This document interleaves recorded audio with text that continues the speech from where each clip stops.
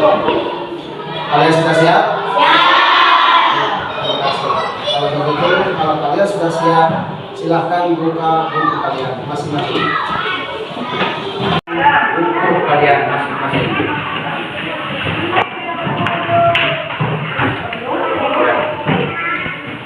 Setelah kalian menyiapkan buku, sebelum pembelajaran kita mulai, terlebih dahulu kita berdoa. Semoga dengan berdoa kita diberikan ilmu oleh Allah Subhanahu wa Ta'ala untuk ilmu yang bermanfaat bagi kita semua. Amin. Berdoa mulai.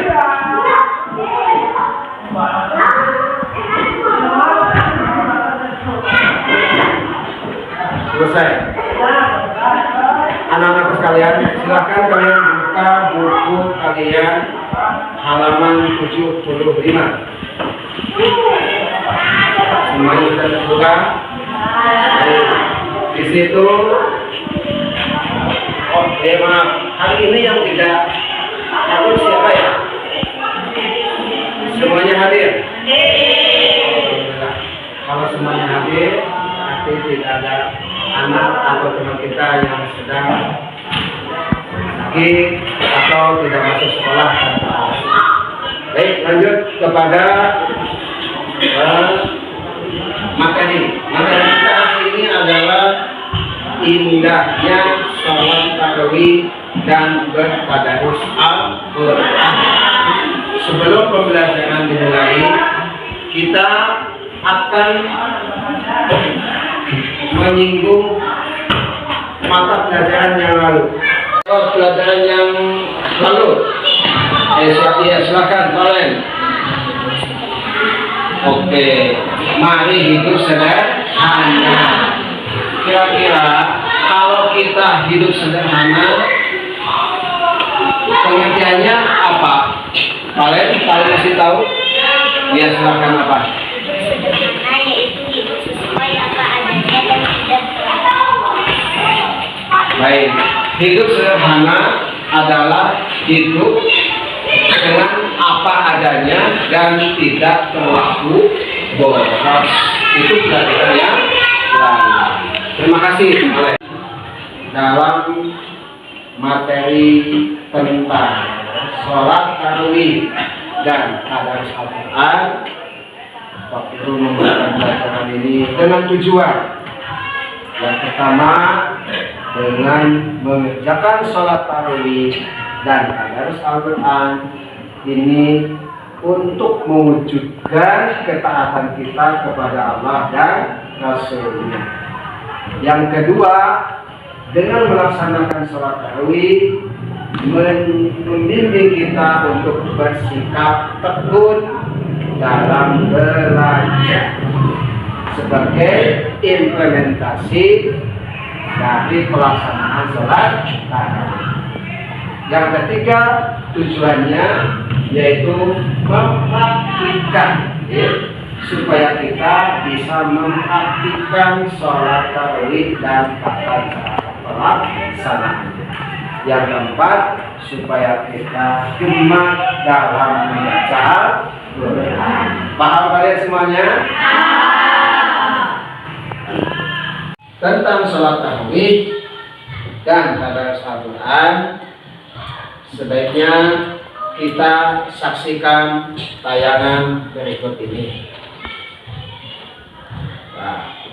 Bismillahirrahmanirrahim. Perkenankan kami berbagi tata cara sholat tarawih.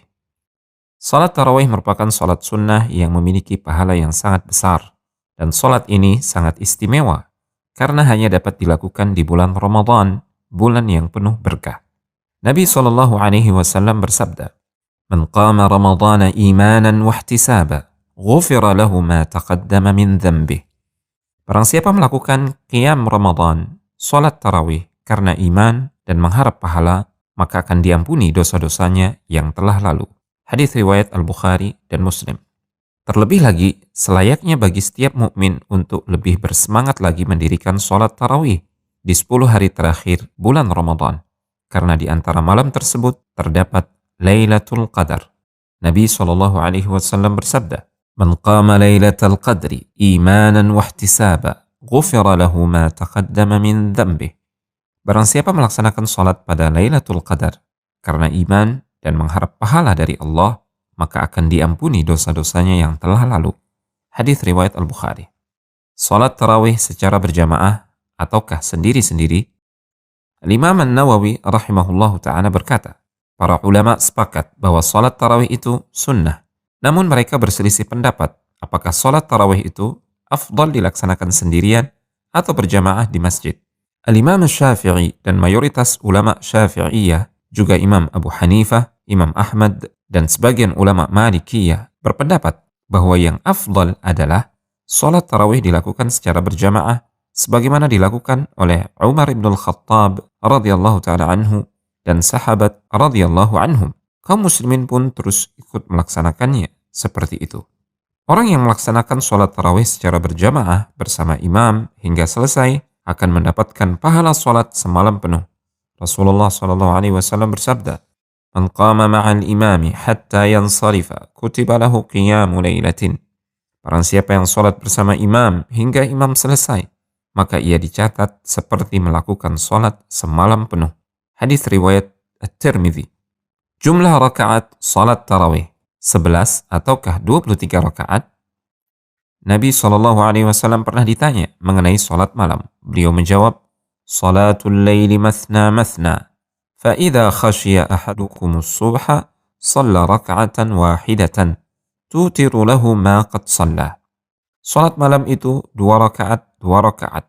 Jika salah seorang di antara kalian khawatir masuk waktu subuh, maka kerjakanlah 1 rakaat saja. Dengan itu, berarti kalian menutup salat tadi dengan witir. Nabi SAW menjelaskan tata cara pelaksanaan salat malam untuk dikerjakan 2 rakaat, dan beliau tidak menyebutkan batasan jumlah rakaatnya.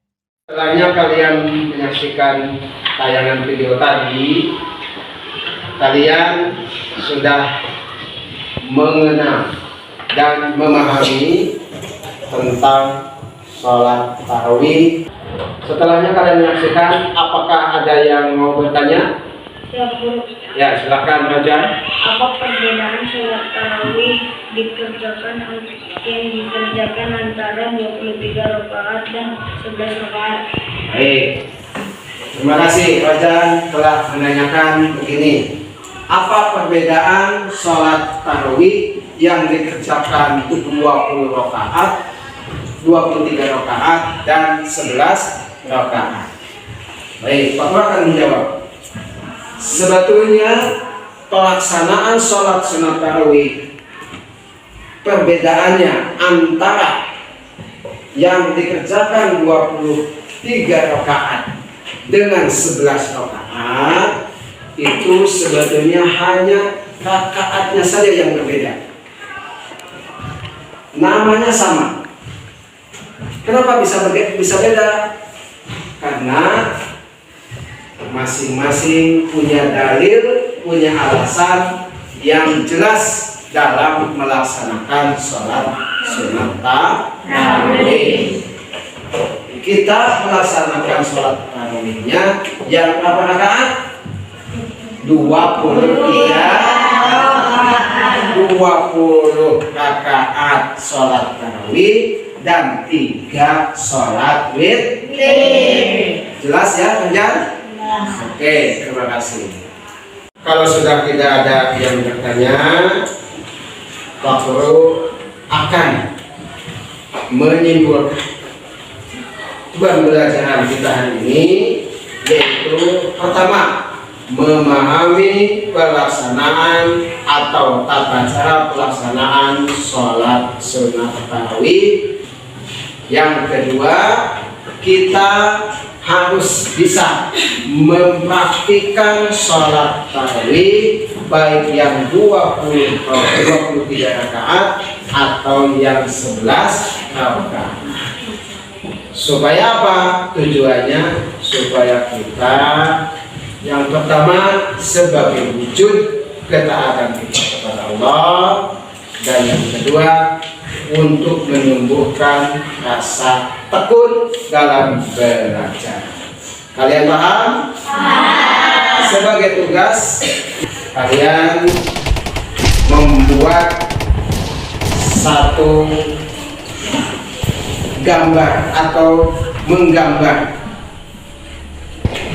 tentang orang yang sedang melaksanakan sholat tarawih. Kalian siap? Buatlah dalam satu lembar buku gambar, kalian menggambar, kemudian kalian hias dengan bagus, dan hari Kamis depan dikumpulkan. Oke, siap semuanya? Siap. Itu saja pembelajaran kita hari ini. Semoga bermanfaat. Kita tutup pembelajaran ini dengan bacaan hamdalah bersama-sama. Alhamdulillah.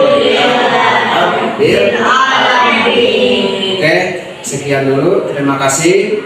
Waktu tutup. Wassalamualaikum warahmatullahi wabarakatuh. Waalaikumsalam.